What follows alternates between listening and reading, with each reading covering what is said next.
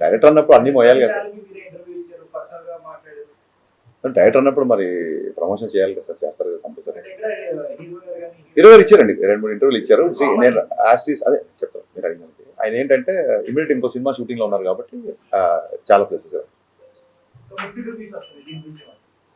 చాలా సినిమాలకు వచ్చినాయండి, కొత్తగా ఏమున్నాయి. మిక్స్డ్ చాలా సినిమాలకు వచ్చినాయి, మిక్స్డ్ రేటింగ్స్ చాలా సినిమాలకు వచ్చినాయి.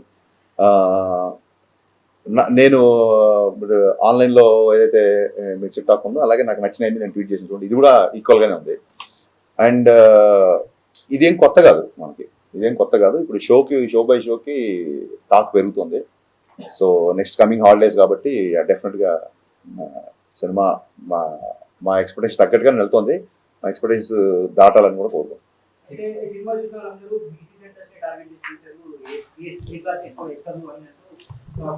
అంటే ఇప్పుడు ఇందులో ఉన్న ఒక కిషోర్ కుమార్ గారి పాటలు కానీ, లేకపోతే ఇందాక మన పాత్రికేయ మిత్రే పాడుతున్నాడు మహేష్ భట్ సినిమాలో సాంగ్.